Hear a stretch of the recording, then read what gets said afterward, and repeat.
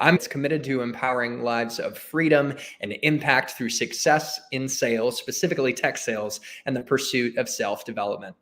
Man, do we have an amazing guest today, Dan Mcdermott. He's been a copywriter for over 18 years, writing on behalf of the biggest brands out there. He's trained thousands of people like you and me on cold email copywriting. And now he's the CMO of Vouris. And Vouris is helping SaaS companies scale their go-to-market function. Today, we're going to talk about the importance of sales development, why it's such an important art form, how to write cold emails that actually convert to more meetings, bigger pipelines, and bigger paydays.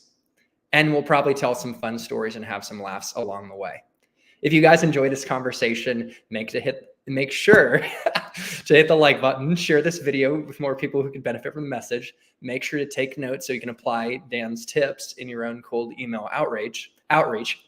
And make sure to check out Vouris. Vouris has got some, free resources that are really helpful. And Dan, don't you have a newsletter as well? Tell us about that real quick. That's my final tidbit, and I'll kick it over to you. Sure. Yeah, we have a weekly newsletter that we send out every Monday morning, and we try to cover something very practical on the sales side. So usually there's some sort of free resource or free tip or free something that is highly tactical, highly practical, and highly actionable. And you can find that at vouris.com/newsletter. Tactical and practical has a nice poetic ring to it, very appropriate for our conversation today. And it's appropriate that I'm making up words, right, with a guy who is a master of creativity. So Dan, let's dive into this thing. You told me that if you want to be an entrepreneur, you're going to have to develop your sales skills. Tell us, how does sales empower you going down the entrepreneurial path? Oh, I think it's one thing that many people who have not been in the sales world sort of take for granted, especially if you're like, let's say you're some young kid coming up and you decide, I want to be an entrepreneur, I want to start a business. If you've never worked in sales, guess what? You have probably quite a big mental roadblock that you have to overcome. And we see this all the time with technical founders, for example, who are, very, very smart, very sharp. They build these amazing products and they figure that, it's such a cool thing that it's going to sell itself practically. And when they realize that people don't come in the door, I actually just wrote a LinkedIn post about this. I used to have a restaurant, and I remember when we opened the doors, we were not doing our sales properly at all. And guess what happened when we opened our doors? Crickets. Even though we had this great food and we had this, great setup and it looked great, nobody cares because nobody knows about you. So learning the basic skills of outreach, of selling, of getting out there and, speaking to people, getting strangers to, overcome any awkwardness and just get to know you, understand your value, and sort of have clarity about what you do is essential in any business. And most people don't have that skill naturally, or at least not dialed up to the point where they can really use it in a way that affects their business. So yeah, I think sales is fundamental for anybody who's thinking about starting a business. So your business failed and then you went to work for a monastery or something? Can you tell us that narrative? Oh man, that was the first business. Yeah, I've had a bit of a funny career. I did not go through a traditional sort of agency route. I started my career for the UN and then as a grant writer, and then later for consulting companies that were using USAID and other major organizations as funders. So I was heavy on the grant side, came back to the US and worked for clean tech for a little while as a consultant, as a market researcher and grant writer. And then I decided to start my own company in the clean tech space and the LED space. And again, we had no idea what we were doing on the sales front, and things quickly collapsed. So off the back of that, I decided that I wanted to start learning from the best entrepreneurs around me. And at the time I was in Santa Fe, New Mexico, and I found a guy who was a behemoth, a guy who had sold 7 companies or exited 7 companies, sold some, and then IPO'd 2, I think. But he was just an absolute genius. I mean, a PhD in chemistry and physics. He learned Russian to build the U.S. Navy a laser in like the 1960s or something. It was crazy. So this guy is really, really top notch. And in terms of entrepreneurship, I wanted to just pick his brains. And what I learned from him just driving around New Mexico was that, first of all, I belonged on operations, not on the brewery side. It happened to be a beer business, and it was based out of a monastery. So that's where that is. But also, it turns out of pure coincidence, pure luck, that he had one of the US's best beer salesmen on his, well, not on his staff, but he was a consultant for the company, and he quickly plugged me into Angelo's car. And Angelo is the sales guy. He would take me around and do a couple of these little tours around New Mexico, to restaurants, to bars, to places that we were selling beer to. And the way that guy had his sales dialed in was just next level. Happy to tell you more if you like. Just maybe give us, a nugget or two on what he did that was so special. And by the way, my puppy's having a little fit in the background going, ah, and I met the puppy. Yeah, so, yeah. Yeah, you do. Yeah, she's awesome. She says hi. Anyways, there you go. Like a nugget or two from him and what made him extraordinary. And then, of course, we're going to get to your cold email frameworks later on. But sure. So I think that when you look at people who sell in person, who are field sales reps, basically, who are out there, they have a cheat code, which is body language, which is being in person, which is having the sort of magic of interpersonal relationships in a physical space. And what he was very good at was he was very non-technical, but he had a little black book that he would come out of every meeting and just have notes based on the conversation. And he'd take meticulous notes. And before going into every room with somebody, he would basically quickly review his notes and then improve the notes. And it was like enriching a list, right? And he was consistently just improving that. And the way that he could refer back to, what grade their kids were in, how based on the last conversation, some nugget that he had, he would write that down. And it became such a natural thing that even people who he wasn't necessarily very close with immediately felt close with him by going, "Oh, I can't believe you remember that. That's amazing. Oh, thank you so much. Thanks for asking that." He just disarmed people so quickly in a way that was very authentic, very nice, very human. He cared a lot too about the thing. I think you can't really fake that stuff, really. So he was very good at that. And I think just taking notes on your conversations is something that we have so many tools available to us with these various AI tools and tech stuff, which you can use to take great notes if you so choose to take great notes. But I think a lot of people don't do that. They just go from conversation to conversation. And I think you miss a ton of potential that you could be maximizing by just remembering specifics. People like specifics, and we all have the potential to do it, and most of us don't, I think. So a lot of my audience are aspiring SDRs or current SDRs, and some are account executives as well. And we were talking offline about how you could look at a sales development or even an AE role as an opportunity to be paid by a company to develop your entrepreneurial skills, your sales skills, and your own frameworks. And I just thought it was an interesting topic, how you're being paid by a company to develop your frameworks and your playbook that maybe grows into something bigger. So could you just elaborate on that thought? Yeah, for sure. I think there's one type of person who wants everything handed to them and sort of will not take action unless everything is presented to them. And I understand that, good training is essential. So don't get me wrong. This is not me saying that you shouldn't have good training, but I think that the best people take what they're given, sort of understand the underlying things there, and then truly make it their own.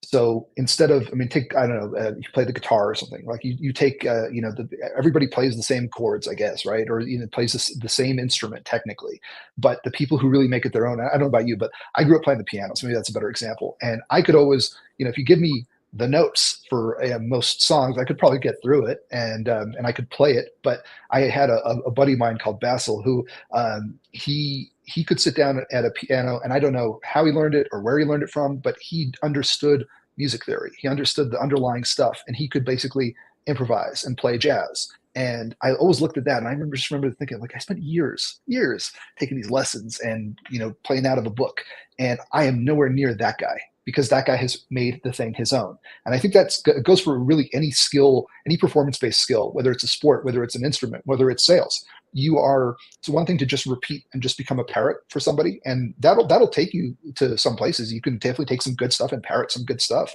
But if you never make it your own, I think you never really discover your angles, what's unique about you. And then that also kind of makes you replaceable, I think, versus, you have some other people who are kind of doing, sometimes it's a wacky thing, sometimes it's a very original thing, sometimes it almost seems crazy. But when you, I'm sure people like this, Chris, like where they're so good at their version of something, what they're doing, but it's truly theirs, it's truly unique. And I would encourage, I think that I spent way too long I was a very structured kid as a student, and I kind of took a lot of that into the workforce, unfortunately. But I think that some people they don't react well to the lack of structure, and they just kind of freak out and say, well, you got to give me something. And instead, I would suggest that sales is that kind of bit of a chaotic world sometimes. And as long as you have basic stuff in front of you as an SDR, I think it's a great opportunity for you to just experiment with stuff. There's not much There's not much at stake when you know that you can basically roll into a lot of jobs and with the basic skill set, and then say, well, can I experiment with something here? What if I tried it this way? What if I did something that I really like, or I heard this from somewhere? I'm going to try to kind of apply it here. And that's where I've seen the best results from. I mean, I can tell you that when in the first year of joining Vouris, we had started a little community, some training stuff, and the dude who beat my subject lines was a first-time SDR in his first couple of months as an SDR, because he was trying crazy stuff. And one of his subject lines was this really dumb Taylor Swift joke. It was, consciously like a stupid pun, and I thought it was crazy at the time. I was like, oh, come on, you can't send this out. And he did, and guess what? It worked fantastically. So I think things like that, where you shouldn't be afraid to make things your own. And I think that that's where the best material really comes from. And that's the beauty of what we're talking about today, is you're going to show us how to bring our own style to cold emailing, teach us how to fish, how to think about being creative and coming at cold emailing from an angle where we deliver value, but it's unique to us. So one thing I got from you talking offline is it's not about templates and parroting back. You should say this and that and just doing exactly what someone tells you, but having more of a framework. And in fact, is that like, what does framework mean to you? That's a great question. And I think it's a good one to call out, because oftentimes templates and frameworks are kind of thrown in under the same breath and kind of used interchangeably. But I think the way that I would look at it is that a template is something where almost everything is written for you and almost everything is there, and all you're doing is sort of replacing a name or filling in a blank and then sending it out. That stuff typically is not good. But if you take a framework where you say, look, roughly speaking, I'm going to start with a hook here, something. It's a hook. It'll be something, and then I'm going to focus on a specific point here, a specific point of something, and then I'm going to close it off with, like, let's say, a soft CTA. Frankly, that's kind of my framework for cold emails, which I can repeat and get into more detail later. But I think something like that, that's what a framework is. It's a very loose structure. It's rough guidelines. It's rules of thumb. Nothing set in stone. But it gives you enough structure so that you're not looking at a blank page, and that's critical. So if one side of the spectrum is templates where everything's done for you pretty much, and then the other side is the blank page, both of those are bad. Both of those basically will either create something that's not a good final product, or something that's very much a first draft, or something that's hard to sort of get over. A framework should be something that you look at and you kind of go, oh yeah, okay, well, what if I did this? How about this? And it allows for enough creativity, but with maintaining some structure for you to just get moving in a way that's good. Your framework approach, creating more words, it allows for a true cold email masterpiece to unfold, because you're not truly constraining someone. You're giving them some guardrails, but there's an opportunity for someone to do something very unique and extraordinary. And in the case of that new SDR that beat you out with the open rates, throwing in a Taylor Swift joke or something was the answer. So I'm looking forward to digging more into your frameworks and going bit by bit on high level how to think about cold emailing.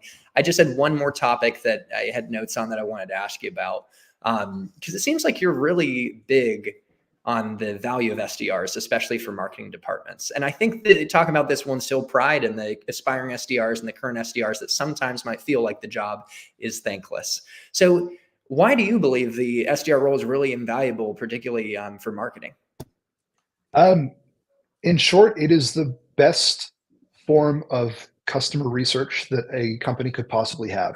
And that gets missed by, I would suggest, many founders, many leaders. And I know that many SDRs are thrown under the bus in a lot of senses and sort of looked at as not valuable or not skilled or a bunch of stuff that is just so crazily wrong. And it sucks that you sort of have to face that reality that there is some stigma from some people about sales in general. And then probably, when you look at entry-level sales and SDRing specifically, and SDRs don't necessarily have to be entry-level sales, but the general world there, I think, gets thrown under the bus. And it's funny because we sort of worship entrepreneurs and then we trash sales. And it's kind of funny that happens, because without sales, what's a business? And I think that, so anyway, but without getting too big picture there, I think the idea specifically of, and speaking as a CMO, speaking as a marketer, SDRs should be under a sales team. They should not be under marketing. And oftentimes they're under marketing. And I think that's a mistake. But if you look at a system in which sales and marketing have a regular, consistent cadence of good communication, good, open, consistent frameworks of communication even, I would suggest that marketers should be tapping on SDRs more often to sort of say, hey, tell me more about your conversation with persona A. Tell me more about, you mentioned you spoke to this person who was a persona Y. Okay, well, how did that go? Where did they light up? Where did they shut down? And in my experience, most SDRs that I've spoken to are really sharp, and they, without even realizing, just on the basis of the quantity of conversations they've had, they know more about the target audience than I imagine anybody else at the company. I mean, if you think about who else speaks to literally in their first month as an SDR, you might get more exposure to your target audience than the founder of your company. You might have more conversations with your target audience in your first month at work than your CMO, than anybody in the marketing department, people who are writing content, people who are doing stuff. And while that might suggest a wider problem in general, I would think that that's an opportunity for SDRs to show up and say, you know what, I'm going to take the best damn notes possible on these things. I'm going to ask marketing for structure back, or my sales team or whatever, to understand who I'm really talking to, and then understand what's the nuance, what's being missed. Is there somebody else who actually should be on every conversation? They keep on saying that they have to pull in this other person. Well, we're completely missing that, So it's these kinds of insights that I can give you a specific example. Shout out to Ben's, the best SDR that we work with directly. He had a conversation one time with me that we had 2 lead magnets, and he was basically calling people who downloaded, so inbound stuff. And he would call back people who downloaded one of these 2 lead magnets. And I thought that lead magnet A was like, obviously that's the one that we want to push on, and B is nice to have, but it's like it's whatever. And having the conversation with him, he went, yeah, you're right. We got a lot of downloads from A, but those people are never really ready, man. Like they're sort of there, but then they have to, and they're spinning their wheels, and then they're giving me all kinds of kind of weird objections back. And it's a tough conversation. But these other people, they're so ready to go, it's not even funny. And I know that if I just get past basically a primary, not even a real objection, just a question or two, I know that these people just turn into great conversations for Kyle, who's basically doing our closing at the time. And it's that kind of insight that goes, wait, hold on, I'm putting all this energy into A, and I'm sort of ignoring B as a marketer. Shouldn't I be leaning massively into that other space? Shouldn't I be, doing another piece like B? Shouldn't I be doing, creating more sales enablement material maybe around B? Shouldn't I even create an entire flow around B?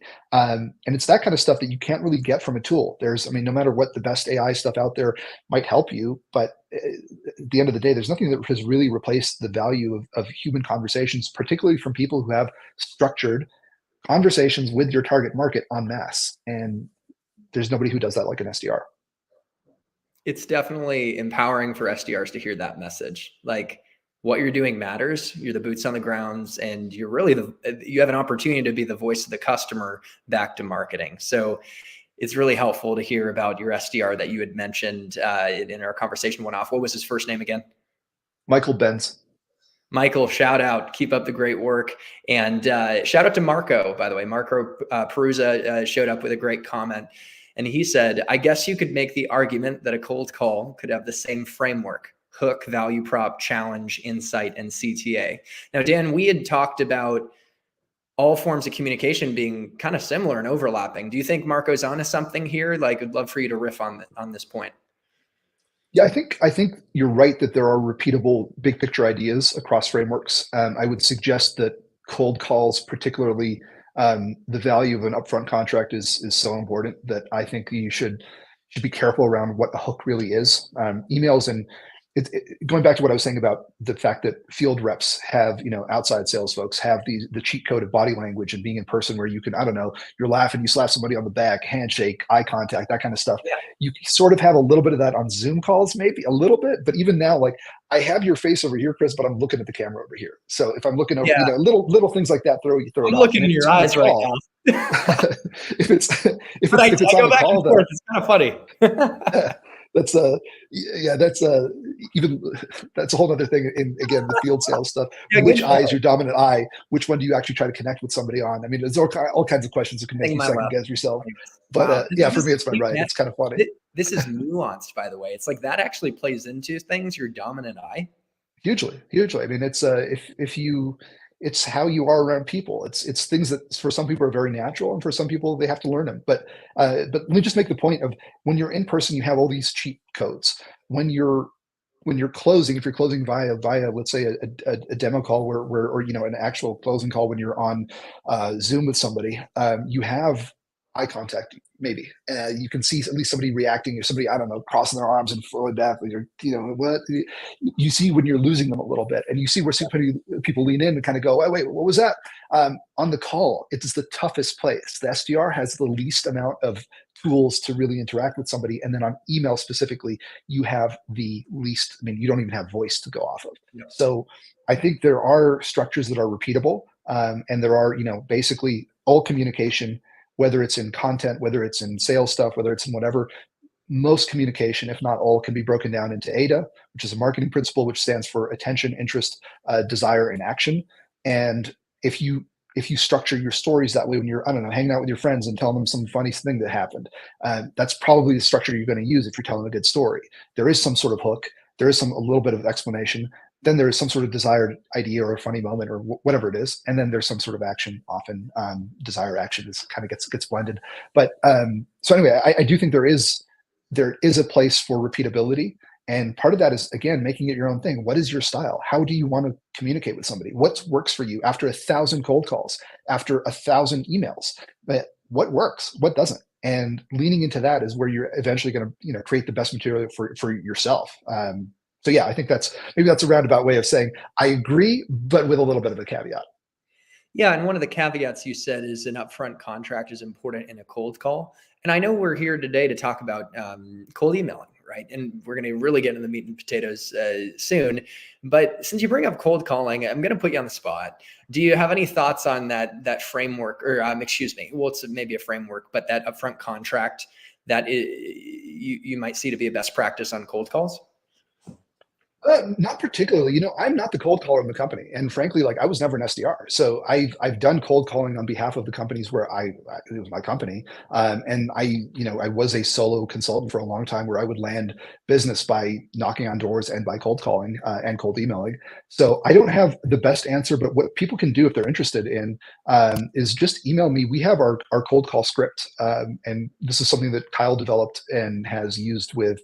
I think he's tested this now over 4 million times. So it's been done on a lot of calls. He's very passionate about the structure of it. So there is place for nuance, but he's very, very passionate about having the front and back of the conversation, the beginning of and end, very structured, and then more nuance and more flexibility in the middle for you to sort of test out different stuff. But the importance of the beginning and the end is extreme, because that's what allows for optimization. That's what allows for structured testing. And when I say you should try out your own stuff, it should be done within structure. It shouldn't just be, well, on this call, I'm going to randomly try this idea. Well, I feel like this on this call. No, it's within the framework that you're using. You're taking notes on it, and you're basically trying to improve it. So if you're interested, email me at Dan@Vouris, and I will send it. I'll send it back to you. Just give you the template that we have. Yeah, that sounds great. And also, guys, feel free to check out the interview I did with Kyle, and he really went into cold calling as well. And between the two of you, what a powerhouse, like 1-2 punch, man. I'm so grateful to know both of y'all. Now, we're here to talk cold emailing, right? So that's what we're going to do. And I want to hear a little bit about the structure of cold emailing, and a little teaser. I know you said keep it short, and this and this. And we'll get to that, but I realize that we just got to, I think we got some more comments. Guys, thank you for your activity here. So Alex says, thoughts on calls to action for cold calls. Now, again, should you go for booked meeting or a smaller commitment, such as sending a video free trial? Interested in hearing your thoughts for cold emails as well. I mean, hey, I tend to think, you go for the meeting, and ideally you identify a pain, and you can, I think I remember when Kyle came on, we talked about, even giving a little summarization of you're saying like this was a challenge and blah, blah, blah. But do you have any thoughts, Dan? I know we're not really here today to focus on cold calls, but No, I have to talk to it for sure. And I think that basically a lot of this is highly dependent on who you're selling to. This is, a cold call can apply to a lot of different recipients of, on the other end of the conversation. What I would suggest, in addition to what Kyle's, kind of talks about, is, are you understanding what's going on with the person who you're speaking to? And I know that's a little bit of a non-answer, but if you can get to the crux of where are they at, what is holding them back, what is the problem they're facing, some sort of next level detail about their situation, often will create a natural next step. So if it's something like, we're not ready yet, but it's because we just signed up with this competitor, I don't really like it so far, and my contract is up in 3 months. Okay, well, the CTA there is not book a meeting. The CTA is probably, well, can I reach back out to you in 3 months and do something like that. So I feel like a lot of natural next steps get set up when you have specificity to the conversation. And I'm potentially segueing there a little bit because I have a big point on emails about specificity. So is it cool if we jump to that? I'm just gonna repeat back though what you said is like you will in the conversation. Your job is to qualify if there's a need and if it's immediate or down the road. And in that case, maybe they're in a contract and if there's not a need today, but there could be in the future. And if anything, you're going to give them an insurance policy for the future and give them more options. And you could be an alternative. So you do figure out, hey, does it make sense to follow up in 3 months? If you find out that they don't have a solution, there's a need, then yeah, you do go for booking a call, right? You do want to have a nose for the close and try and book it sooner than later. And if they have a competitive solution, like maybe you can understand how it's working, what they like, and if there's a gap you could fill or address, or maybe if you could augment what they're doing. And ultimately it's on you to ask questions to get to the specificity that you described, to have that why that will drive the next step of booking the meeting. So I do say, hey, and I cold call, like go for the meeting, but let's shift to cold emailing because that's what we're here for, baby. Talk about specificity. So I think a lot of people spend a lot of time talking about personalization in cold emails. And that word is a bit of a buzzword, I think, these days, because it means everything to everybody. Ask two people what they mean by personalization, and you'll have two different answers. 10 people, 10 different answers, etc. So I think what we're really talking about when we say personalization is we're talking about specificity and relevance, and the two should go hand in hand. I'm being specific, and hopefully I'm also being relevant to you. If you're doing those two things, you have the special sauce for a great email almost automatically. You could change the framework. You could write at length. You could break all my rules. But if you're being super specific and super relevant, suddenly the cold email that you create is going to be better than somebody who's following the perfect framework but not doing it specifically and with relevance. Amen. So I think that's a big deal to sort of have in your back pocket while you're trying to build better stuff, basically. It's like literally that point right there alone. If you can be specific and relevant, like you don't have to have the perfect words, but you'll get meetings. And it makes me think of a meeting I got with Southwest Airlines. And I said, please advise upgrading SkySolver and WebCrew access. That was based on reading an article. I was referring to their internal applications, the way they call it. It happened to be in a public article. And I was able to reference like specific billion-dollar investments they made and just make it very like tailored and relevant even to recent outages and challenges. And feel free to riff off, validate my track, or if this is that an example of what you're describing, or maybe there's more to add.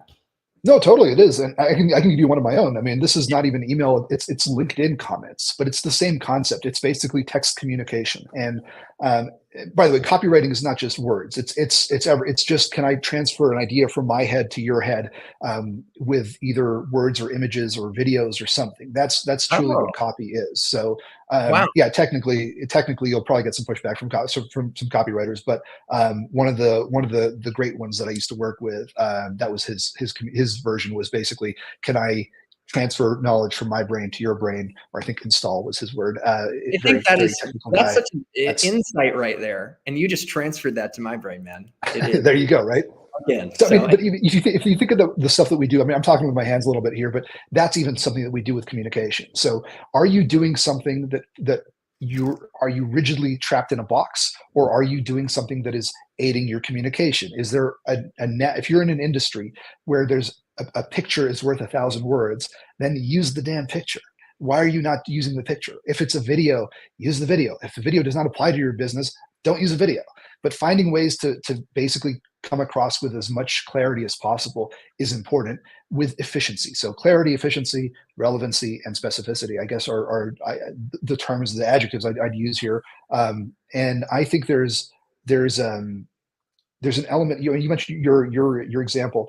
One of the biggest sales that I ever landed was through a LinkedIn conversation where somebody had commented on somebody else's post, and it was about some sort of solar panel. I used to be in that space, and I was the only non-technical person on my team. I was the researcher and the grant writer, whichever, shoot away. But in reality, I had access to all these people, so I'd always be asking engineers very dumb questions, and when I didn't understand something, I'd ask it again and repeat again. Well, I don't get it. What do you mean? And asking what I'm sure were perceived as stupid questions at the time allowed me to get a lot of clarity over, okay, well, I actually understand what the hell's going on here. And I'd been at a site, it was the parking lot of a bank, where they had just been considering two new types of solar panels. And our VP was describing why one was being used over the other, the scientific reason behind it. I got very technical, but I understood it. And somebody had been asking the same question on LinkedIn maybe 2 days later. I saw it and I jumped into the comments. I said, hey, I'm not an engineer, but here's the story. I was just down there, and this installation at Bank of America, here's the thinking behind A versus B. And then I got a whole bunch of people just basically getting in touch with me off the back of that comment. And one of them ended up signing a very big contract with us. And anyways, it's that kind of thing where you can, if you understand a little bit about what's going on, ask more until you really, really understand the whole process, especially if you're at a tech company. And then if you can break it down in layman's terms, that is truly, that's what a copywriter does. I think that if you look at most very advanced copywriters, they write very simply, because their whole job is to show up and basically say, can I take your language, Mr. Engineering genius guy, and sort of say, can I make people understand what you actually do? Not what's cool about it, not what you like to tinker around with, but can I make it accessible? Can I make it clear? And even when somebody understands intellectually what you're trying to talk about, if there's even that little bit of friction, they're going to push away. Whereas if you get just the most aha moment possible, sometimes that's diagrams, sometimes that's arrows, sometimes that's stick figures. So I wouldn't shy. There's actually, just on that point, sorry for rambling here, Chris, but there's one guy that I really think everybody should check out. His name is Dan Rome, and it's Rome, Roam, and he has a book called Back of the Napkin. And he has kind of goofy looking diagrams that he just uses, back of the napkin stuff. But his thinking behind everything that he does is so smart. It looks so simple, but it's genius. He has frameworks for everything. For if it's a why, there's a certain way you approach drawing it. If it's a when, it's a timeline. If it's a where, it's a map. Things that sound obvious, but he has so much deep thinking there for something that looks very simple on the back end. Like, where is a map? That makes total sense. And it does. Yeah, go ahead. You probably have frameworks that you like to refer to. Like you probably have, you, Chris, but also everybody, listening to this, you probably have things that if you were to sit down and explain what you do at your company, what do you do? Do you list something? Do you draw something? If you do, you might be on the edge of something a very good way to simply explain, something. Can you explain this to your grandma? Can you explain it to your kid? Can you explain it to somebody else who's completely outside of the industry? If you can, odds are you have a very good way to explain what you do, where the value is, and why somebody should pay attention to you. So being concise and impactful is important. And I'm curious, for the folks that are getting out there in these technical sales roles, and I've been at Google Cloud selling cloud infrastructure and these Legos to build applications. Maybe that's one way to put it. How do you get to a point of being really concise and impactful in the communication? And particularly, I'm talking customer facing, to show them that, like, oh shit, I should care about this, and this makes sense, and this is relevant. Like, what's the process to get to that level of understanding where you can be concise? I think it's falling in love with parameters and constraints. That's a better word, constraints. So if I give you a blank page to describe what you would do, you'd probably fill the blank page. And guess what? That blank page would not be a joy to read. But if I said, all right, Chris, I'd love to know what you do. I'm about to introduce you to this incredible person, but I need to know what's the one sentence that I can say So, there's forms of this, or value props, there's elevator pitches, there's all kinds of ways to say things. But if you notice, most of them have very tight constraints and almost like formulas within them. I'm a big fan of job stories because, and we can get into that later, but that's another type of value prop, I guess. It's a very structured way to say what you do in one sentence in a way that people understand what's going on when it's relevant, and sort of add context to your statement. But I think parameters, sorry, I keep saying parameters, constraints are your friend. So can you say what you do in one sentence? Can you say what you do in one subject line? Can you say what you do in one, and not everything can be said in one line, but can you summarize things into 3 bullet points? I think the rule of threes in writing and copy specifically is people tend to remember threes. There's some sort of rhythm to it. So people like to see 3 bullets. So there are little things like that often relate to tightness of a message. So I'm a wordy guy, and I've been stepping into this, like, be more concise and to the point. And are you saying, like, for a fact, like, prospects and anyone really appreciates copy that is shorter, right? And if you can make it shorter, and like, how long should our emails be? Like, how many words, how many sentences? So it's funny you say that. On the marketing side, I think there's no such thing as too long, but there is such a thing as being long-winded. I'm stealing from Medora on that. He's the same copywriter that was talking about the installing information. So on marketing, you can tell if you're a great storyteller, tell a great story. People will follow you. People will watch, a YouTube video that's 2 hours long. I have a couple of podcasts I listen to or watch, I guess, on YouTube that are over an hour long, and I'll sit down and digest them and watch them, and I'll pay attention. So the idea that people don't have attention spans is not totally true. But at the same time, in a sales context, you are trying to drive towards a specific action. You're not just trying to entertain somebody. You're not just trying to educate somebody. You're not just trying to do all the marketing functions. You are trying to get a conversation done in the most efficient way possible. And you also have to overcome the fact that a lot of people are going to immediately have sort of a subconscious trigger against having the conversation with you because it's a sales conversation. So because of that, specifically in sales emails, and more specifically in cold sales emails, I would say that yes, word count does matter. There's data on that to back that up. I think if you look at both Gong and Lavender is one of the best companies to study for cold emails. So I mean, shout out to them. Will Allred, one of their co-founders, is probably the #1 person on LinkedIn to follow for cold emails. So again, if anybody's there, it's lavender.ai, and Will Allred, ALLRED is his name. Check him out on LinkedIn. He's fantastic. Really, really great lessons that he shares. But one of his rules is that emails should roughly be 50 words or less. I would suggest that that's a bit of a loose rule, but never go over 100. I would say if you can't get your point across in 100 words, you've got something wrong. And you're trying to say too much. You're trying to throw everything up against the wall and see what sticks. And I'd rather you just get 100 words or less. And I'm stealing from Will here, but it's a good point. Actually, both Will and Neville have said this. Think about cold emailing like a text message or a tweet, not an email or a doc to write. So I would suggest that if you think about the way that you would text a friend, and I mean that like on sending a text message. If you're DMing a friend, I use WhatsApp a lot. If I'm WhatsApping somebody, right? Do I sit down and write like a bunch of text? I mean, I don't know about you, but that's the way that my mom messages me, right? And it's a bunch of stuff, and it's something, but it's not the way that I communicate with my peers. And I think that as a cold emailer, you should think about that. Are you coming across naturally? Are you being focused on one message at a time? Are you limiting yourself to something that's short enough for somebody to kind of quickly skim and go, I got it. And there's a great little there used to be a great website called theuserisdrunk.com, and it was a UX consultant. But basically, his point was that if your website cannot be navigated by somebody who's coming home at 3 a.m. from a bar and is sort of tipsy, drunk, whatever, and bleary-eyed and tired, basically they're at the lowest level of their cognitive performance. If they still understand what you have going on your website, great. That means you have a clear message. If that person can't navigate, I catch somebody when they're tired. They might open your email at 3 a.m. And then you miss that person. So I would suggest that there's something about the UX side there, and there's it's kind of like a funny little test. But I would think, is the sales email catching the person at the perfect time in the day, or am I catching them at the worst time in the day? And am I still communicating the message that I'm trying to get across?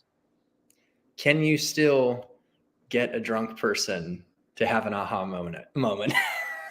That's the true Met. I mean, I would argue that if you catch somebody, there's a CEO of a company, he's out, he's I guess drunk and not in great shape. Maybe he's actually at the bar and checking his email. I mean, I've seen people do that.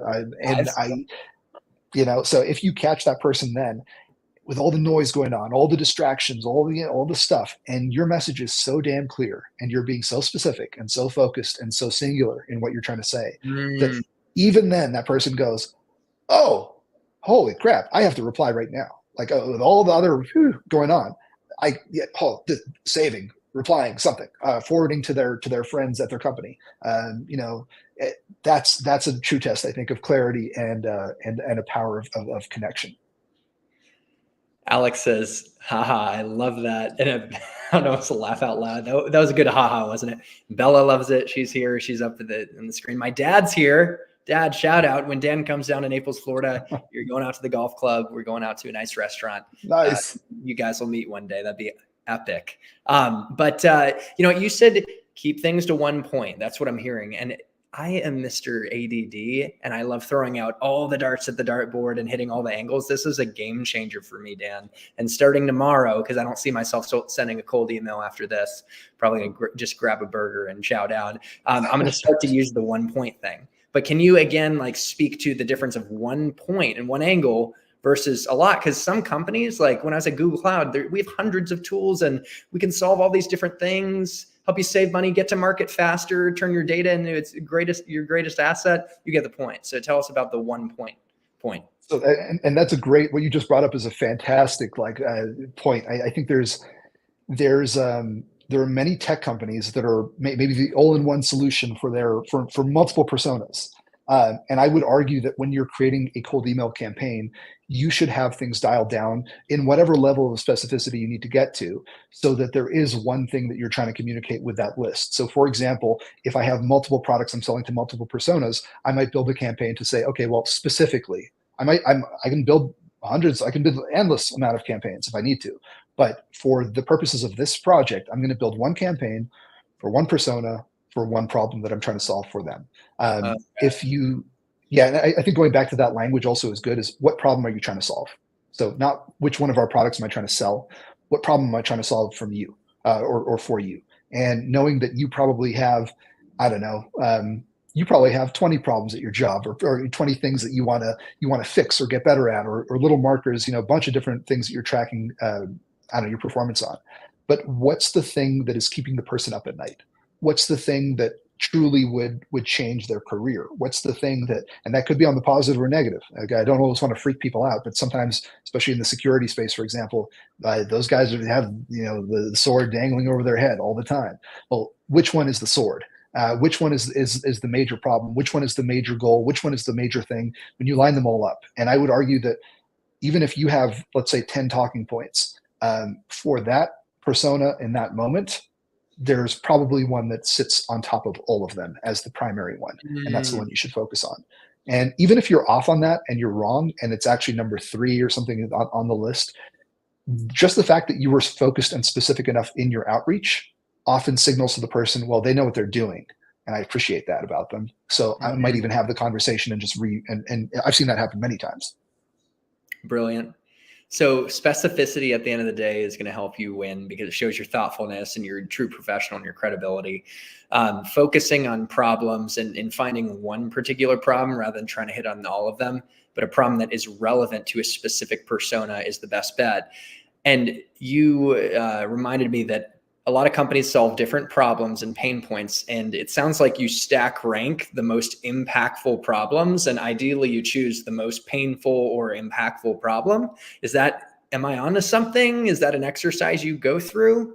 I can absolutely. And this is something from the marketing world that I'm trying to get into the sales world as much as possible, but it's, there's a customer research framework or methodology called the jobs to be done methodology. And it's often, jobs to be done, JTBD, you'll see it come up, and there's many elements to it. It's basically how to get your customers to, or whether it's buyers or non-buyers, to answer your questions rather than from a place of logic, from a place of emotion, and truly how they made a decision. Because often when you go, just to get into research for a second, when you ask somebody a question, they will often give you the answer that they think you want to hear. And instead, if you could go to a place where you're saying, well, actually, let's just back up for a second. How did you buy this car? Where were you? Did you buy it online? Were you at a dealership? Why did you go to the dealership? What was about that? Oh, tell me more about that day. Who was with you? Basically, recreating little things like this to understand the nature of their mindset during a sale is super important for marketers and for salespeople, I would argue. And then within the jobs to be done framework, I'm going to try to be as efficient as possible here, Chris, but basically there's something called a job story. It's like a value prop.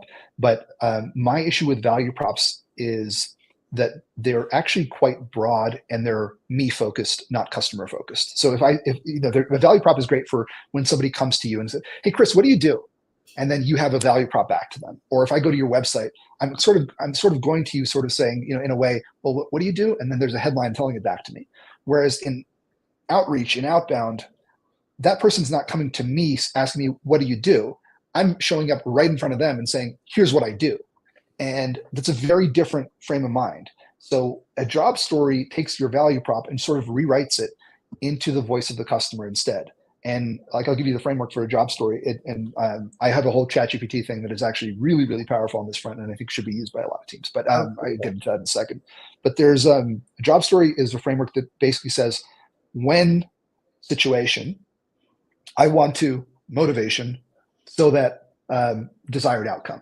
And that when adds context, and then the motivation and desired outcome, I suppose that specificity and relevance that you can build around.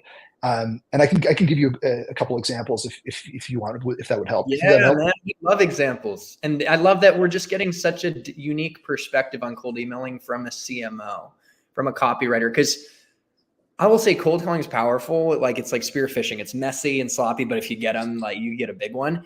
But it's like, if you can write really good copy and scale that, like, you can build unbelievable wealth, whether it's, particularly if you're running your own business. So I think it's cool to get your marketing and copywriting perspective, just nerding out, but okay. Well, examples. So the funny thing about that, Chris, is that I think that a lot of people think about writing as the words on the page. So they almost, show up with a cold email and say, hey, which words should I fix? And Ooh.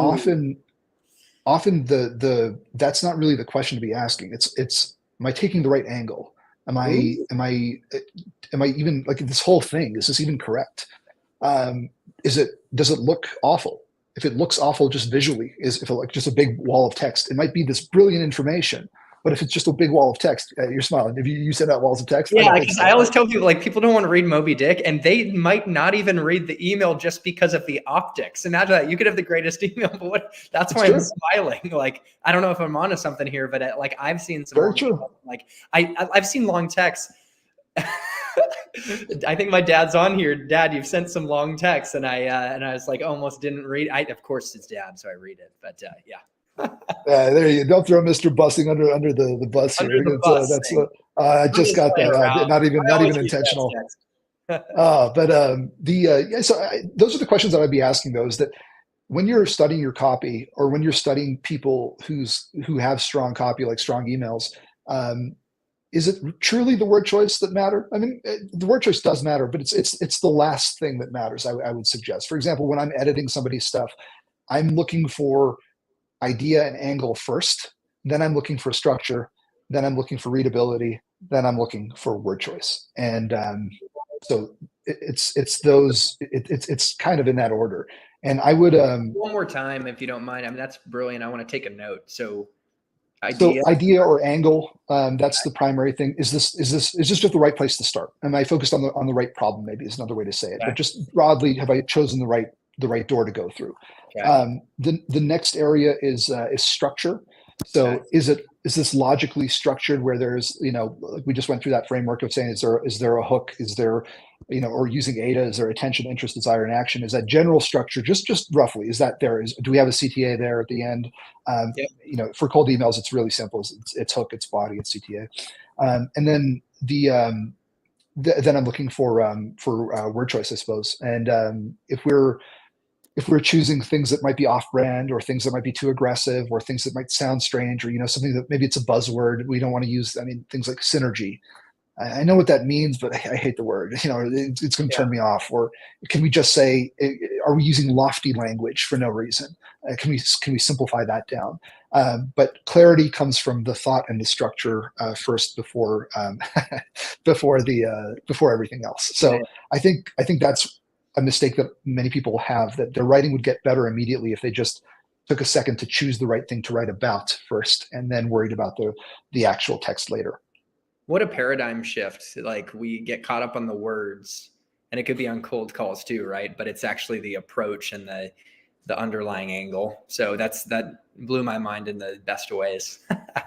Well, I see Alex here saying that he wants to go through an email. I'd be happy for him to pop that in if you don't mind, Chris. I mean, Yeah, I I'd think love to this see is what. fun. You told me you're Yeah, willing to give people feedback, guys. What a unique opportunity, and I appreciate y'all think. showing up live. And to those who will see this as this floats out in the evergreen YouTube sea, we better get a lot of views on this.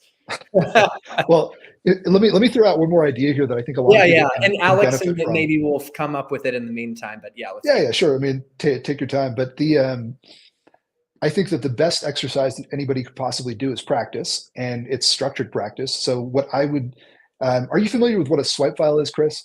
Ever heard that term? You know what? You told me about that Oh, recently. well, we But did I talk want about to. it. I Yeah. well, the audience needs to hear about it, and I'm So, such a newbie to it. well, the idea of like this is a swipe file is what copywriters use to save things for inspiration later, broad term. But it came from the idea that you used to have like a file of some sort and used to file away Yeah. literally clippings of old ads or ads that you liked around you, and you can still do that these days for practice. And I think one of the best things that you can do is save emails that you like and then save emails that you don't like, or get people to contribute stuff, whether they hate these emails or they love these emails. um, it gives you material to practice with, especially if it's bad stuff. If you can take a bad email and fix it, it means you understand what's going on. So what I've done with, I mean, I do these webinars with Vouris sometimes where we talk about cold emails. I will go through sort of a rewrite process where you take something in bad shape and you fix it. And if you can do that, so I have a file called X, and it's all the stuff that upsets me. And it's a great way to basically practice and say, do I still, can I fix this? Can I show the worst possible thing and then make it good? If I can do that without completely losing the meaning of the email, it means that I kind of understand how to then create my own stuff. And I also have some sort of subconscious signals that I can start to build for myself of what constitutes a good message, what constitutes clarity, and then maybe even some ideas that could improve what I'm doing, because this person used the screenshot over here. What if I did that? I haven't tried that in months. Oh, okay, how about that? But this person's subject line was something super wacky. What if I copied that? So I think swipe files are very important, because the way that we learn is, I think, should not just be from a training manual. That's one good thing. So go take a course, for example. That's great. The course will give you something. But if you read a book, it'll give you something. But the best materials, just to go back to this, and some of the stuff from the beginning of the conversation, is when you have a database that you've built for yourself that you then use to practice. It's almost like you're creating these feedback loops of information that interests you. Hmm. Okay, well, that's an action item, is for us all to create a swipe file. And you sent me a link before. Was that link Oh that yeah. just to create my own, or was it for inspiration? Like how do we actually create it? Like tactic, or I Oh, mean, Google Drive. No, oh, just take screenshots of stuff. Just take screenshots of stuff and save it in one place. I use Notion. I used to use Drive, and then I mean, if the website that I'd sent you was swipefile.com, it's just one copywriter's. That's Neville's Swipefile, by the way, but that's one copywriter's stuff. He likes old ads. He likes retro okay. stuff. So So that was it's his, yeah, it's his public record basically. okay, and so we could use Google Drive, but Neville has that was a good link you sent me. And so Alex is starting to type now his email, but I did have a couple questions selfishly before we Sure. get to it, and that'll be Yeah, like yeah, such sure. a fun finale. You had mentioned that for inspiration, you can go to marketing and say like, "Hey, what's your best piece of copy?" Or like our best, like, how Oh can an yeah. PR someone or AE go to leverage marketing to inspire their outreach and help them be more effective?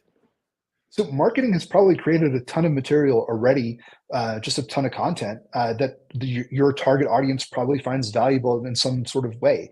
So if you go to marketing and you specifically ask about bottom of funnel content, especially around things like decision making or value or things for that persona. So not just broad educational content, what is sales, but rather something like, hey, for example, at Vouris we have I think probably two that are marketing pieces technically, but when we use in sales work well because they speak to our persona at a decision making time, and people who come download that resource would be are very warm leads for us. So whether they come to us and download as inbound, or if I mean we don't do this at Vouris because we don't have SDRs anymore, but if we had an SDR team, I would imagine that we would do at least one campaign running constantly that would be sending out this particular resource as a sales compensation model to people building sales teams or hiring people or whatnot. And if I know that somebody's interested in modeling their sales numbers, their comp models, their comp plans, I know that that person's probably looking to hire, might be looking to speak to somebody like us at that time.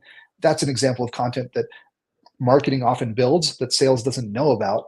And it's a huge missed opportunity for many teams. So if sales kind of can come to marketing from time to time and say, hey, do you guys have anything good that speaks our blank persona at a specific decision making time? And if not, maybe I can ask for it. Is there a calculator? Is there something that basically gets somebody with quick value and maybe something measurable and tangible? It's just a couple of clicks, but suddenly they'll have something very, very tangible in their hands.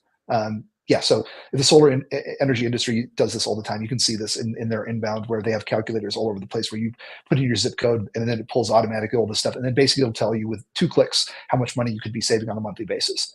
That same thing, although it's built for marketing and built for the performance of your website, should absolutely be used by the sales team in outbound. I mean, that's impactful when they can easily see the types of outcomes they can produce by partnering with your organization. So, okay, Alex, I believe sent the whole email. I don't, yeah, let's go I see it.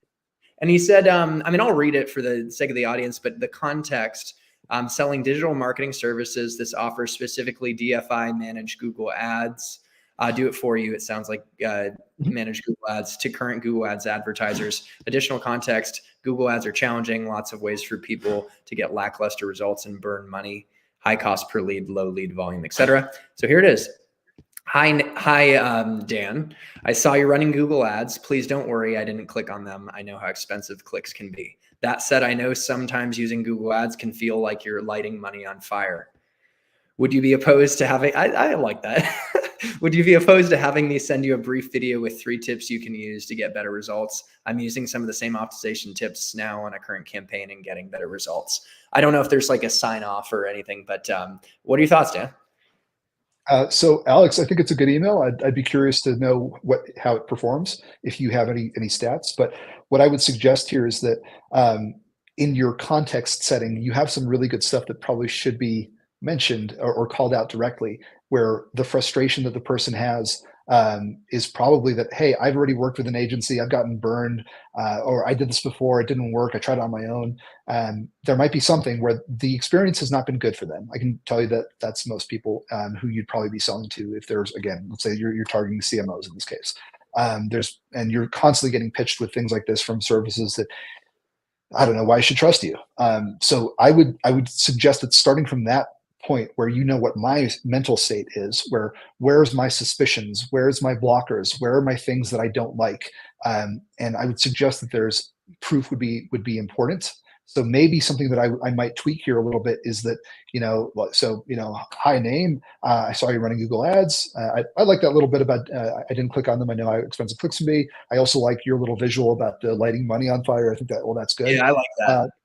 Yeah, I did too. I think that's something that it's again, it's a visual. It made me laugh. Like it's yeah. So go ahead. So where you lose me a little bit is in the, I suppose it's the would you be opposed to having me send you a brief video with 3 tips that you can use to get better results? That by itself is not bad. Don't get me wrong, but I'm using some of the same optimization tips now on a current campaign and getting better results. That part lost me, and the reason is anybody could say that. Anybody could make the claim. And and I'm assuming again in this space where there's a lot of suspicion and a lot of people not trusting services. I can tell you there's an SEO guy I know who basically guarantees results and then has frameworks. He'll say that I'll get you the results within 6 months, or I'll get you #1 spot within 30 days, whatever his thing is. It's very, very clear. It's a big claim, but that he backs it up. So what I would suggest here that you're missing is a little bit of proof. Have you done this with, why should I trust you with your 3 tips? Maybe you've done this for 1,000 companies. Maybe you've done this and you've seen crazy results. Maybe you've done this and you've generated thousands or hundreds of thousands, millions of dollars. I don't know. But what is the reason that I should trust those 3 tips? And all you have to do is add 1 or 2 trust markers in, and I think you have a very strong email. If you have examples of that, again, you're welcome to email me, Dan at Vouris. I can give you feedback more directly on this, but I think there's an opportunity for you to add proof. And if you have proof in there, I would suggest that you might want, even I don't really like bolding stuff and using kind of weird formatting, but in something like this where a service is, again, so much pushback, so much ignoring happens. I'm sure you feel that, Alex. If you have anything that you can use as proof in there and make it clear and hard to miss in the email, I think that'll be a very good way to strengthen this. And that's what's missing. It's proof. Such good feedback. And I could see how that would apply to cold emailing in my space at a cloud engineering services company, or I mean, it could apply to anything, selling SaaS. The one other thought I had, Dan, and I'm not an expert like you, is I'm using some of the same optimization tips on a current campaign and getting better results. You mentioned like proof and things, and just in general, it is vague. So it's like, I think of, in my world, I would tailor a case study that's in the same industry as like a very similar context. The use case is tailored. So I don't know if the campaign, if there would be, you would tailor like a relevant campaign. I'm not sure if that's a thing here, because this isn't like what I've sold in, but is that something as well to consider? Yeah, I mean, this is an example of something where you might use this as a template, which I said, I don't want you taking other templates, but you can templatize some of your own messaging and sort of say, okay, well, if I'm reaching out to somebody in this particular space and I have maybe 10 case studies, maybe the way that I'm using the template is to say that I know that I'm sending this email to, let's say, local dentists to get better results from, can I give them also at the same time proof from highly specific and relevant proof from another dental clinic that I worked with. Yeah. And I see Alex's second message here. He has improved it by just adding a little bit more structure to it. But I would suggest that you could get imagine the most extreme specificity you could get. I just worked with your competitor down the road. I just worked with a carbon copy of your company in, I don't know, Oklahoma City. And this is what the results were. Can I send you, we actually did these 3 things. Can I send you a quick video? And that's your ask, is the quick videos. I think if that's a soft CTA, can I send you this video? Can I send you this value? Alternative soft CTAs, is this worth a chat? Are you interested? Yeah, I like that. Is this worth a chat? Yeah. And I think then you have a good message. Yeah, and when I think about people that have reached out to me, like I had one of my current editors for my long form, I had an editor at the time, and he had such a good cold email, and it was very specific to like working with others in the tech sales niche, And I've had that a few times where people reached out to me, and the specificity was what got me. And it's a good experience, right? Yeah. Oh yeah, it feels good. It does, man. And so, okay, speaking of feeling good, this has been too fun, man. Like, I've learned so much. I've laughed. I've been inspired. I know the audience has been too. Thank you to the folks who have showed up in this conversation, to those who are going to show up in the future as it floats out in the YouTube sea. I don't know why I love saying that line, but I say it a lot.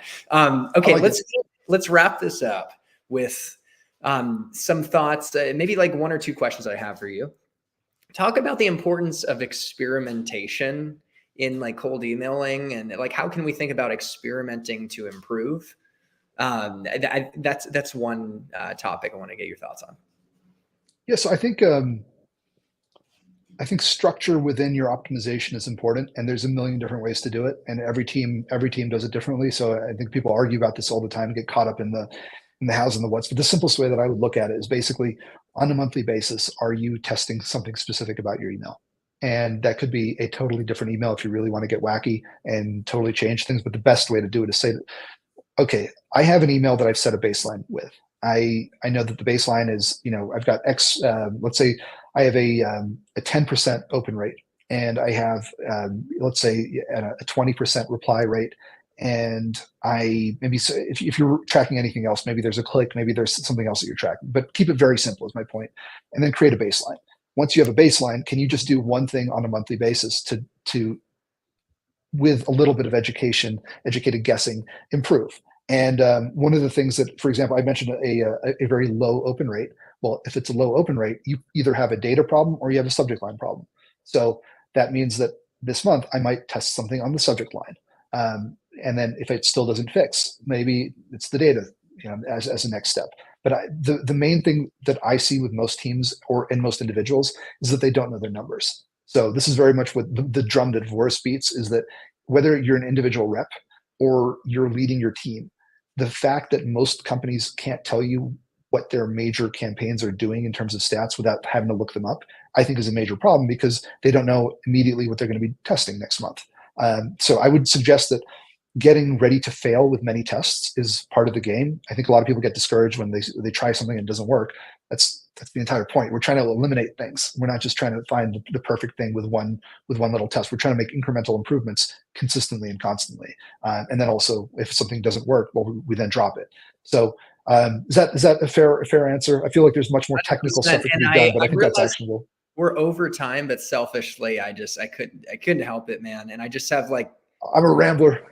No, like I am the king of rambling, man. And I feel like you've been so succinct and you inspired me overall to be more crisp. But what's fun is there's beauty in the rambles, and it's like we discover and stumble upon unexpected gold, So, okay, I was going to ask you, what is a good target to shoot for percentages of email open rates, percentages of replies, or ultimately the dream scenario is, do you get a meeting from the cold email, right?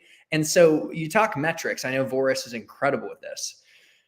What are some good numbers to shoot for an SDR? Okay, I'm going to give you an answer that you're not going to like, and I figure most people are not going to like, but it's the only honest answer I think that exists in the space, is that anybody who tells you that there are such a thing as an industry average, or there's, that you should be shooting for this number, and they don't know their own numbers, is talking nonsense. And I think that what you should do instead is to just get serious about what your baseline is, and then say, can I basically improve this? And if I know that, and again, many, company to company, team to team, persona to persona, you will have drastically different results. But if you are tracking per campaign and then you have an overall average, I think that you know the numbers for your company.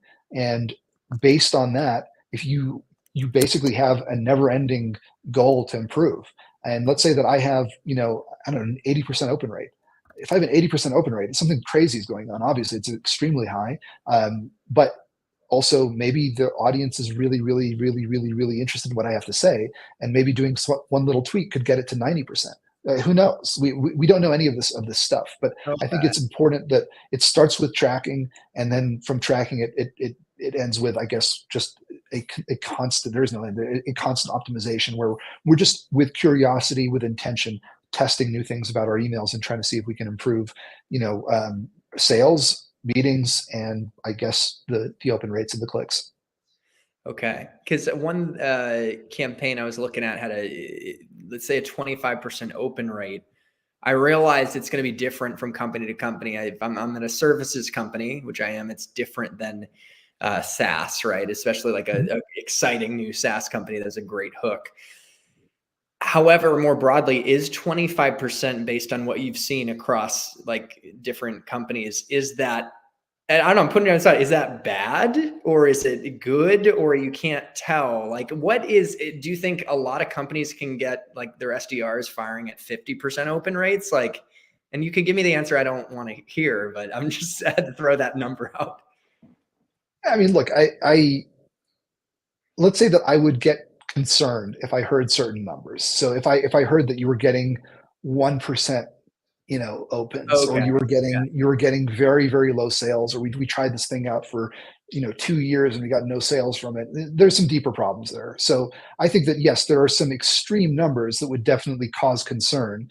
But my argument back to you on that is just to say, okay, so for persona A, it was a 25% open rate. What was it for persona B? Is it the same message? Or can you even compare? Is it apples to oranges at that point? And then even if you have that number, so what?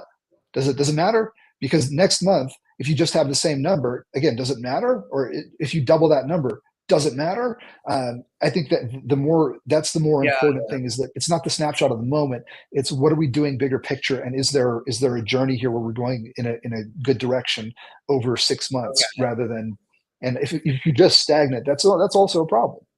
So yeah, I think it's more about the collective performance over time as a timeline rather than an individual moment. Hey, this month I got, again, 50% open rates. I mean, okay, that's good, I guess. But Yeah. again, you might be getting 80%. Who And knows? it's like, so you said persona A and persona B. Like in my company, I can reach out to a CTO, VP of engineering, head of data analytics. I can reach out to a CEO. I can reach out to a CFO. Oh my gosh, I could literally go to all the executives across the departments because we're selling a wide breadth of solutions. So it's going to be different across different folks. And also, what about this ICP in, maybe I'm targeting retail, or what about tech?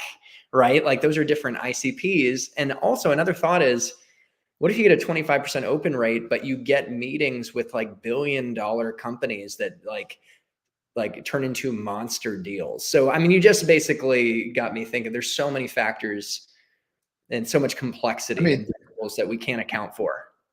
you do want to keep it simple enough to track it. So I would say that across campaigns, you should know opens, you should know either clicks or replies, probably both, depending on which one you're asking for in your CTA. And then you should eventually track that to a sale, because like you said, I mean, you could have a 10% open rate with a specific type of audience, but guess what? It might set up a meeting that then creates, a multi-million-dollar deal, Yeah. and It takes one. just different.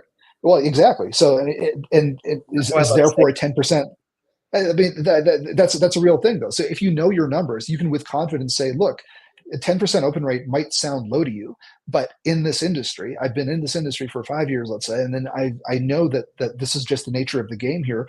That other place that gets the 80% open rates, or the other persona, they don't turn into sales. So why do we? I mean, okay, I can track it Yeah. and tell you, but it's just not as valuable at the end of the day. So you should Uh, have the whole journey mapped out a little bit, and it should have. I mean, your team should have transparency and clarity there. But I would not get caught up in the individual moments. I would be caught up very much in, am I better than last month? Where am I in relation to 6 months ago, last month, 3 months, 6 months, 1 year? Where are we at? And are we going up and better or not? Okay. I've got two more questions for you, but before that, some calls to action. I want to welcome the audience to connect with Dan on LinkedIn. And as he said, I mean, he sent him a cold email at his email, which is what is your email? Dan@Vouris.com, VOURIS.com. I knew that. I sent you the invite for this meeting, but anyways, thank you, Dan. You send him an email, he can give you some feedback. Also, check out Vouris's website, right? Don't you have some really good resources on there that I've downloaded. The resources, they're incredible. Yeah, we've And got then a whole bunch of stuff. It's at Vouris.com, and it's specifically our newsletters at /newsletter, and then our resources are at /downloads. okay. And I've linked all these things in the description of this video, but then there's your newsletter. And I meant to allude to that earlier, right? Isn't it Oh yeah, Power Storytelling? And I just subscribed. And even your nice. copy, it's so good, even like your first welcome emails, and it puts my newsletter to Oh, thanks, shame. man. But yeah, tell us about that one if people want to subscribe to that. Yeah, so I have just a personal site that I started recently, and it's I aim to send out every couple of weeks, some sort of, again, framework that you can try to apply to your communication, I guess, in general, but mostly your copywriting. I like storytelling a lot. I think it's a bit of a buzzword in the marketing space, but I like it, and I think it's one where I get to nerd out a little bit outside of just technical sales, and sort of say, well, what's going on in, I don't know, uh, something weird that I picked up recently. For example, I recently saw that a lot of the top YouTube creators actually study Netflix for their YouTube thumbnails, because Netflix is the place where the most optimization is being tested Wow. constantly for thumbnail images. And I think that's really interesting, because at the end of the day, that's copy. That's communication. Why is this thing better than that thing? And I think there's a story to it. So I talk about that kind of stuff. Might not be completely relevant, but if you're interested, feel free to come subscribe. And I think I would talk about stuff that is probably somewhat close to sales. At the end of the day, I usually come back Yeah. to that. And what I've learned being in sales is the opportunity to use sales as a baseline to create a life of impact and freedom and connection. but expanding into copywriting, like what a game changer. And so it's like another skill set to stack. And guys, I welcome you to join me as a subscriber for Dan's newsletter. Now, I swear I'm going to cut myself off here, but there was something you told me recently that inspired me. And it's like learning to write is like learning how to think or something like that. I just thought that was inspiring. And it's like, it makes me think like writing can make us like the best version of ourselves. And a lot of this channel is about tapping into our potential. Like any thoughts on that topic? Yeah, I think you've probably, maybe this is a weird analogy, but let me try it.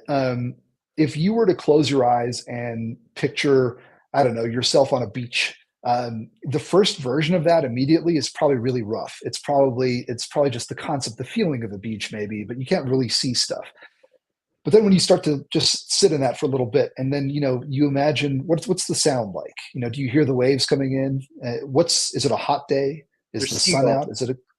So seagulls are there. The seagulls are making noise, and you're almost creating another kind of reality for yourself as you're sitting there and kind of meditating on the scene.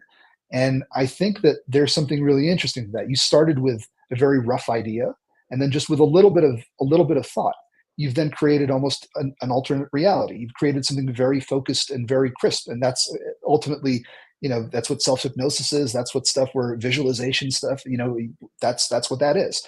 And I think the same sort of idea roughly applies to our thinking.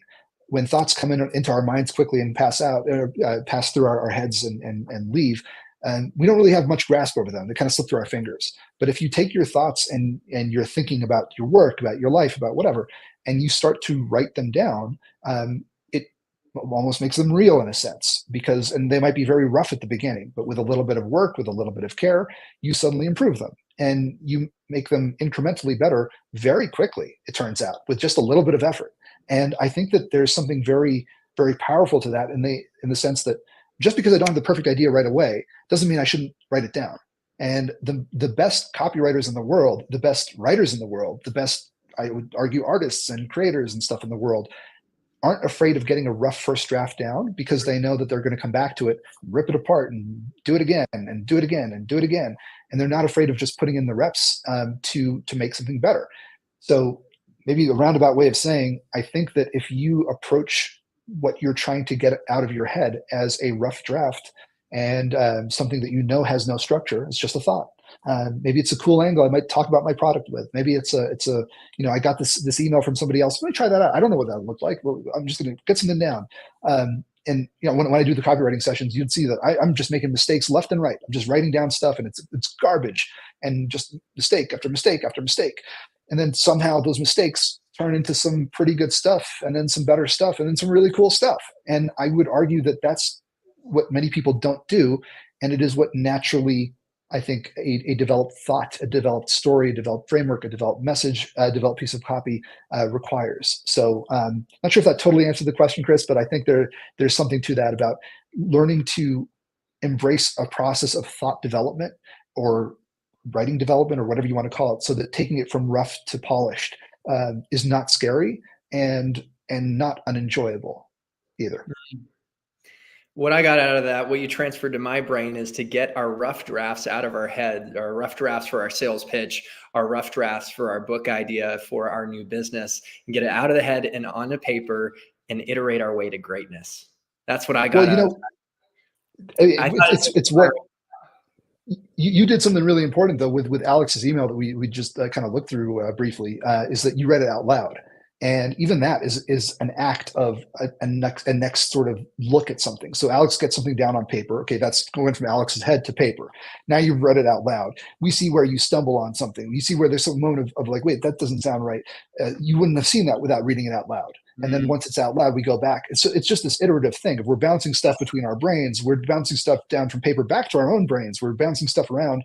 And each time that we bounce, we're making something that might improve it. And it sounds a little bit, maybe a little woo-woo, but I think that kind of stuff is kind of beautiful. And if you embrace that process, that's where, you're not going to come up with your own frameworks unless you do exactly that.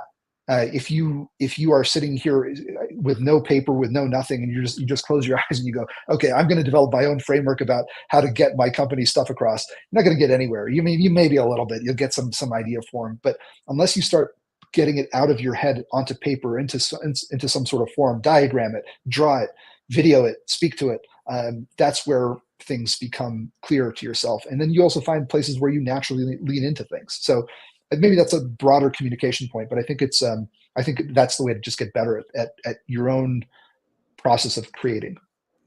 I've been leaning in this whole time, man. Like, what a great conversation. Like, thank you for your insight, your passion, your inspiration, the nuance of how you approach writing and creating. And I appreciate your impact on me in this channel. I met you in person with Kyle in Austin, and after meeting you, it was like a catalyst for me to create and do basically the point you're describing. And it's led to some great videos. One on I cold emailed a model that was in me, but I think you played a part in encouraging me to get it out, and it's gotten a lot of views, and you were really shaping the trajectory of this channel in my past. So thank you for being a mentor to me and others who showed up today. It's great. We appreciate everything. You were a huge help to us in Austin. So it's the feeling is mutual. I can't wait to the next time we get together in person, the next time I have you on the podcast.